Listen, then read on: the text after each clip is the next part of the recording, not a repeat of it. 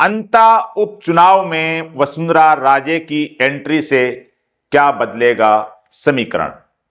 अब क्या होगा भाया और नरेश का? आदाब, मैं फारूक खान, संपादक इकरा पत्रिका, थार न्यूज इकरा पत्रिका के इस चैनल में आपका स्वागत है, आपका इस्तकबाल है।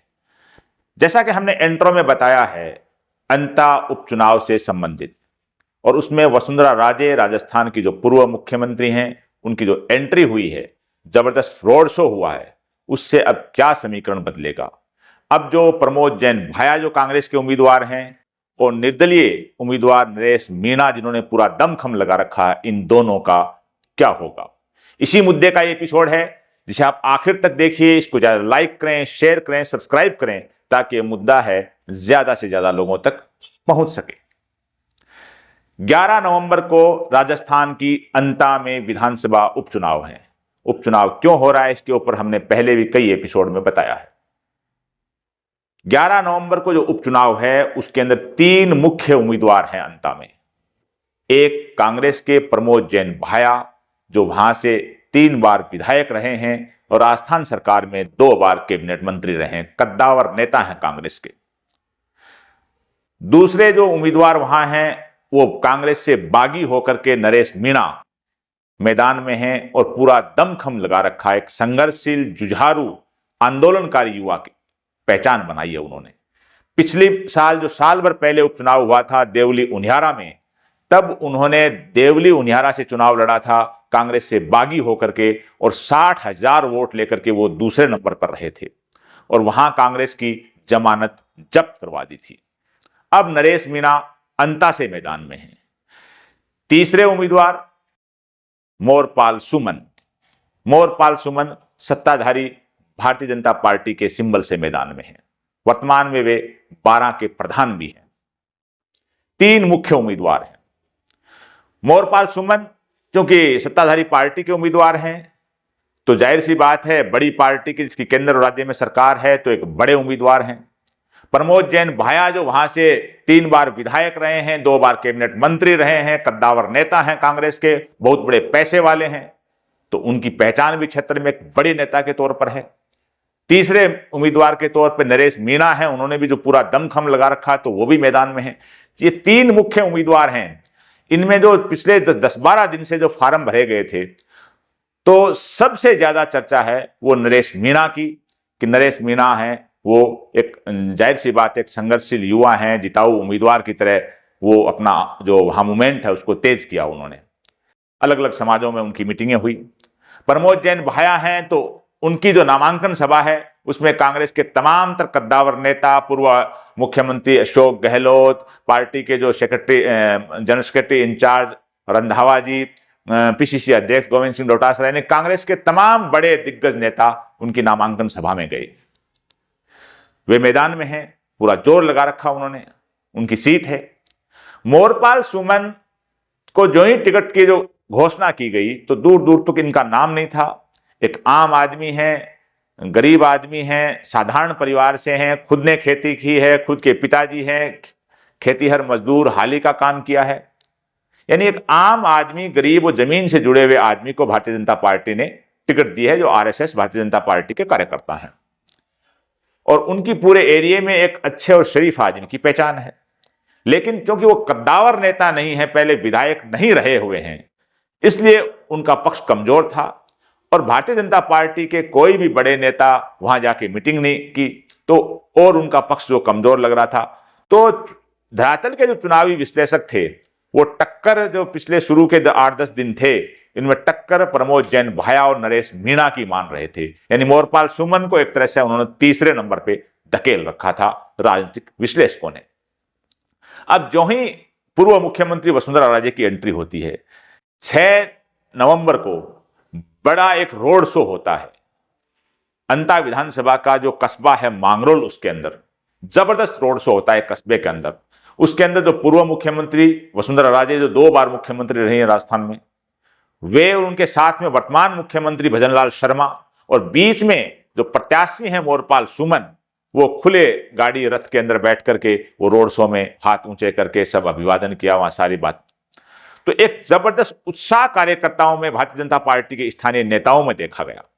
और उसके बाद यानी 6 तारीख से समीकरण एक तरह के बदलने शुरू हो गए। वसुंधरा राजे के बारे में खबर यह है कि अब उन्होंने अपना पूरा डेरा, पूरे तामझाम अंता के लिए वहां डाल दिए हैं, पूरी बिसातें, पूरी गोटियां बिछा दी हैं।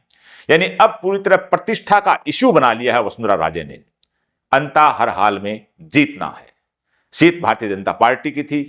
वसुंधरा राजे की प्रतिष्ठा इसलिए दांव पे है कि ये जो क्षेत्र है अंता का विधानसभा का, इसका लोकसभा क्षेत्र 12 झालावाड़ लगता है और 12 झालावाड़ से इस इलाके से वसुंधरा राजे भी सांसद रही हैं। इसी इलाके की सीट झालरा पाटन से वसुंधरा राजे लगातार विधायक हैं और इसी सीट, लोकसभा सीट 12 झालावाड़ से उनके पुत्र दुष्यंत सिंह लगातार 5 बार वहां से सांसद रहे हैं, अभी भी सांसद हैं। तो ये पूरा प्रतिष्ठा का इश्यू पूरा क्षेत्र है वसुंधरा राजे का है। तो वसुंधरा राजे की एक तरह की एंट्री नहीं थी, वो बिल्कुल रुचि नहीं दिखा रही थी, कहीं सोशल मीडिया पर भी नहीं थी, कहीं मीटिंगों में भी नहीं थी। तो लग रहा था कि वसुंधरा राजे क्यों नहीं आ रही हैं, वो पार्टी नेतृत्व से नाराज हैं या टिकट देने के मुद्दे पे नाराज हैं। लेकिन टिकट देने के मुद्दे पे नाराज इसलिए नहीं लगी क्योंकि मोरपाल सुमन को वसुंधरा राजे का कार्यकर्ता समझा जाता है।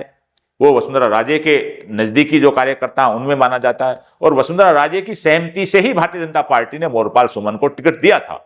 तो सबको लग रहा था वसुंधरा राजे को पूरा दमखम दिखाना चाहिए, उनकी एंट्री होनी चाहिए। लेकिन लगातार 8-10 दिन फार्म भराने के बाद वसुंधरा राजे की उसमें कोई एंट्री नहीं थी। अब जो 6 नवंबर को दम दिखाया है उसमें वसुंधरा राजे ने, साथ में मुख्यमंत्री भजनलाल शर्मा ने, दोनों ने दम दिखाया है। उसके बाद समीकरण जो बदलने शुरू हुए हैं।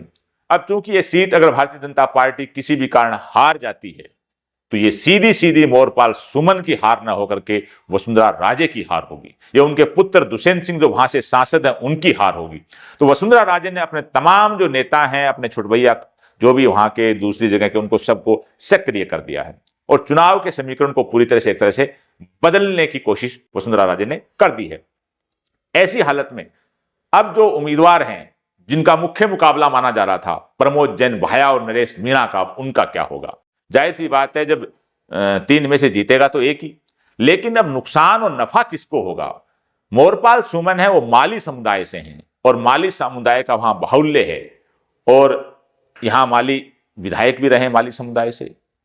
तो अब मोरपाल सुमन को माली समुदाय के साथ में वसुंधरा राजे के तमाम जो जातियों में जो उनका वोट है उसका, और भारतीय जनता पार्टी का जो परंपरागत वोट है, ये सब वोट अब मिलने की पूरी तरह से संभावना हो गई है क्योंकि वसुंधरा राजे की एंट्री के बाद वहां भारतीय जनता पार्टी का एक एक कार्यकर्ता सक्रिय हो चुका है, वहां का स्थानीय नेता सक्रिय हो चुका है। अब जो इन्हीं में जैसे मीणा समुदाय है, वहां से नरेश मीणा है, मीणों के भी अच्छे खासे 35,000 के करीब वोट बताए जा रहे हैं। तो अब जो मीणा समुदाय का जो वोट है वो नरेश मीणा को जो मिल रहा है उसमें खुली खुली लग भी रही है और परंपरागत तौर पे माना जा रहा है कि इस इलाके में जो मीणा वोट है वो बहुसंख्यक तौर पे भारतीय जनता पार्टी को पड़ता है। यानी वो जो नुकसान है नरेश मीणा का वो मोरपाल सुमन का, भाजपा का जो हो रहा था पहले, और नरेश मीणा को जो मुस्लिम वोट पड़ता दिख रहा था वो भी अच्छा खासा पड़ता दिख रहा था, वो नुकसान कांग्रेस का। धाकड़ समुदाय का वोट भी वहां अच्छा खासा है और वो जो पड़ता दिख रहा था नरेश मीणा को, तो वो नुकसान है वो भी सीधा सीधा भारतीय जनता पार्टी को। यानी ये समीकरण पूरी तरह से बदल गए हैं। जो प्रमोद जैन भाया है उनकी गांव गांव, ढाणी ढाणी हर परिवार में उनकी पकड़ है, पहचान है, वो क्षेत्र के कद्दावर नेता भी हैं।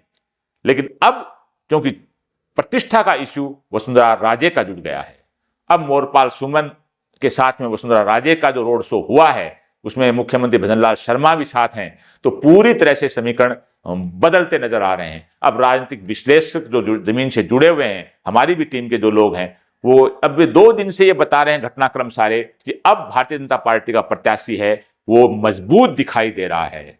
अब पिछड़ेगा कौन? पिछड़ेगा तो जाहिर सी बात है जब ये मजबूत दिखेगा तो उनमें से कौन सा पिछड़ेगा?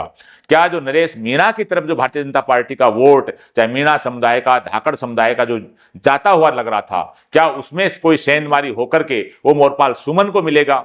या जो मुस्लिम समुदाय का वोट था जो नरेश मीणा को मिलता दिख रहा था, उसकी जो सेंधमारी होकर के वापस प्रमोद जैन भाया की तरफ जाएगा?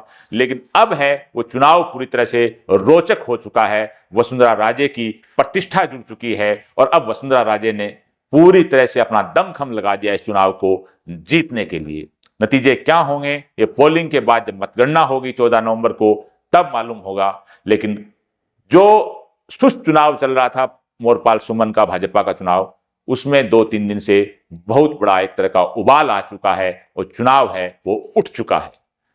हमारा ये एपिसोड आपको कैसा लगा, अपनी राय है वो कमेंट बॉक्स में व्यक्त कीजिए, ताकि हम आइंदा कोई एपिसोड बनाएं अंता से संबंधित, उसमें आपकी राय को शामिल कर सकें।